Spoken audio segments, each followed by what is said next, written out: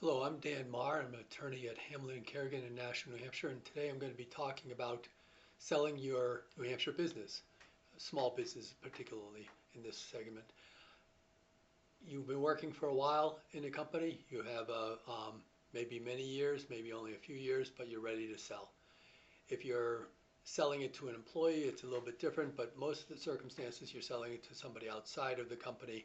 And one of the things you first want to deal with is making sure that a buyer is going to understand that they can continue to operate this business. The going concern value, meaning the continuation of this business, is worthwhile for somebody after you leave. So making it less dependent on you matters. Sometimes we deal with, for economic purposes, we consider the revenues and we consider what's called a capitalization rate when you're evaluating of the business. But that's a risk factor of what happens if you were walking across the street to get a sandwich at lunch and you got hit by a bus. Would the company fail? If the company was to fail and there's not a continuity there, it's more of a risk for somebody, and including a buyer taking over, unless they are already in the industry and they're just buying up market share. So you want to figure out first what you're dealing with for potential customers, and then also what you're going to be dealing with for um, making it the most attractive package as possible. Brokers can help you out if you deal with a broker, but sometimes you're dealing with a small situation. You're dealing with it as just trying to sell it to somebody. My own experience, I would recommend you stay away from private equity. Any stereotype is a generalization, but a lot of entities that are private equity entities, either they don't know what they're doing and they're just paying too much and then they try to make up for it by cutting employees and making bad decisions, or they do know what they're doing and they're still doing that. They're still trying to figure out how to maximize profit and off the backs of your employees, and you have them as, while they're not maybe making the money off the deal, you still have some loyalty to them as they had loyalty to you for the years, and that's something you want to concern about. So staying away from a private equity firm, in my experience, makes sense unless you have just find the right one that's out there that's honest. I also find that some of the private equity firms, they enter into a letter of intent, and then they're always trying to sweeten the deal for themselves. Once they get that you more invested into their situation, they say they have an exclusive for the negotiating of the agreement, then they play games with saying the financials don't work the way they do, or they have a holdback provision that they want to decimate you on in this. I just have had a lot of experience staying away from private equity firms. Makes a lot of sense.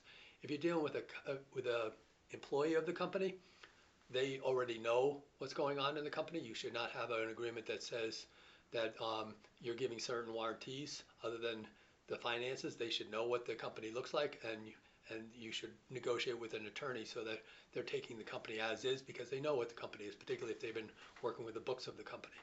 If you're dealing with some third parties, you still want to make the company as attractive as possible. You will have a non-compete.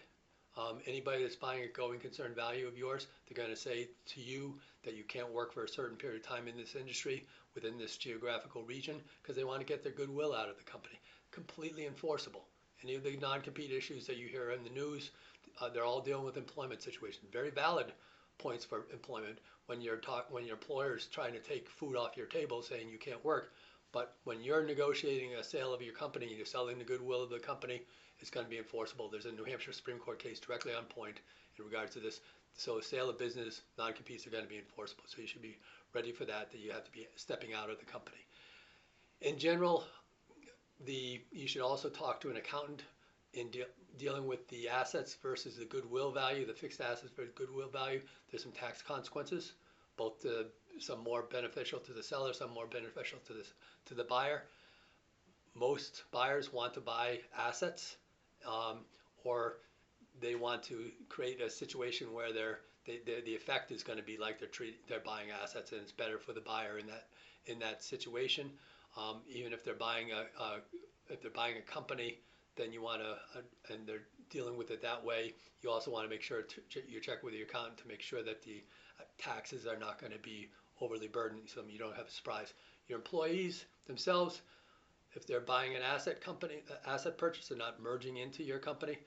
They're effectively going to be fired the date of the closing and then hired nanosecond afterwards. So they're going to be hired by the new employer. Usually the new employer We'll be hiring most of them, and then since they're at will, they're going to learn which ones they like and which ones they don't, and they might let go of them before, but they're going to want to cut off saying all vacation pay, all everything else of you are paid for by you, and anything going forward is paid for by them, just like any of the bills for the office supplies and everything else. All of that can get worked out with your attorneys. I've done a lot of these cases, both from very small cases in the hundreds of thousands of dollars to many millions of dollars. So I've dealt with all of these issues. Happy to help. I'm Dan Marr at Hamblett Kerrigan, 603-883-5501, 603-883-5501, or check out our website, Nashua Law, all one word, .com. We have a lot of useful vlogs, my radio show that I did for a number of years, ending last year. A lot of good information in that website, NashuaLaw.com.